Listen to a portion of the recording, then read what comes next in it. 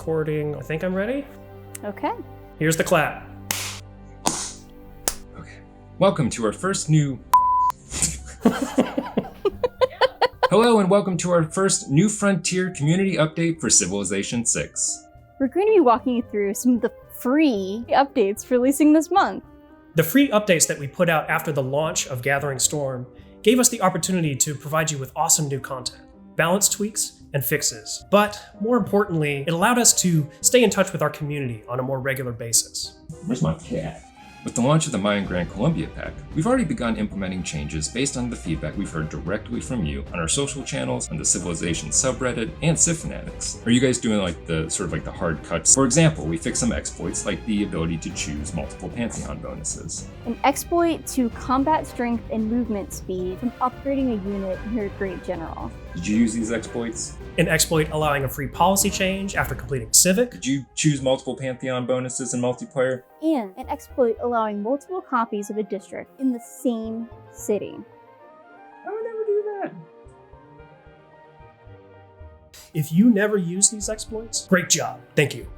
If you did,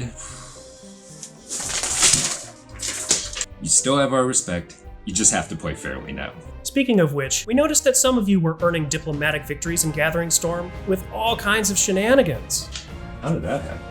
You're polluting heavily to increase the number of aid requests that you can win. You're eradicating enemy civilizations so that there's no one left to say you can't be world leader. Well, that's very clever, but it's not very diplomatic. So we're making those playstyles less effective.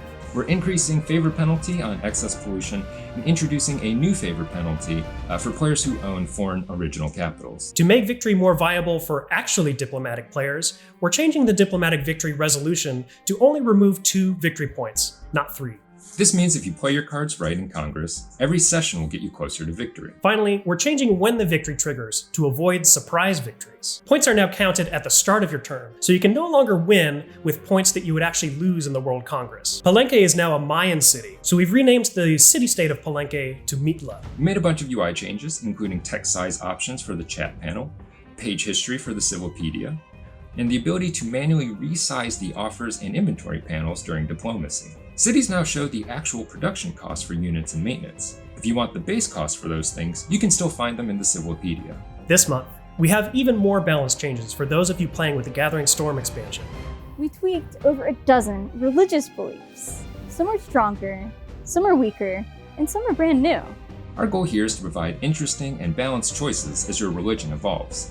The Warrior Monk's belief, in addition to providing the cool units it did before, will now allow holy sites to culture bomb adjacent tiles when they finish construction. Dari Mare building, with its mysterious eternal flame, is now immune to the earthly flames of natural disaster. Speaking of awesome buildings, faithful cities with world wonders will now get extra science, culture, faith, and gold from the new Sacred Places belief. Finally, we've increased the base tile yields for Yosemite and the Eye of Sahara to better align their powers with the other natural wonders. In addition to balance changes like these, each community update will offer a new feature. It could be a new scenario, a free game mode, or a way to customize your setup. This month, though, our PC players are in for a real treat. Our major addition for this community update is Red Death Season 2. We're adding 2 exciting new factions, zombies and aliens. The zombie faction is led by a brain in a jar, which makes total sense, right? When a zombie horde kills a non-zombie unit, it makes more zombies. Of course, zombies kind of fall apart over time because they take damage each turn, which aliens don't. Of course, aliens came to the world to overthrow it, and they did a great job.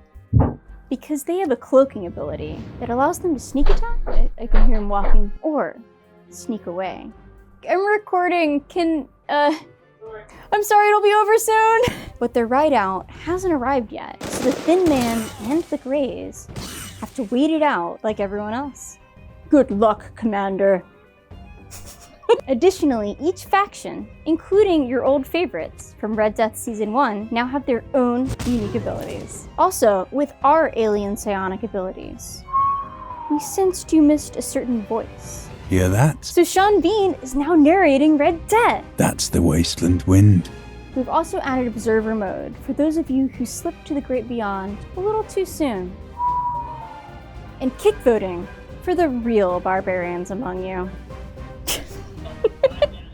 So that's our first community update for the new frontier. Please stay tuned. In the coming months, we have even more new features, new balance tweaks, updates, features, and more new features. Yeah, you're doing great, man. Thank you. You're just saying that. Hit that subscribe button, go to sleep, stay indoors, shop local. Why am I doing this on camera? Why am I saying these things?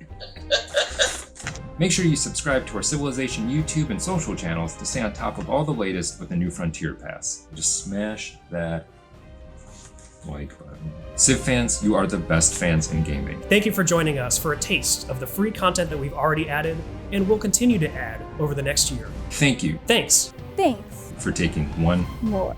turn.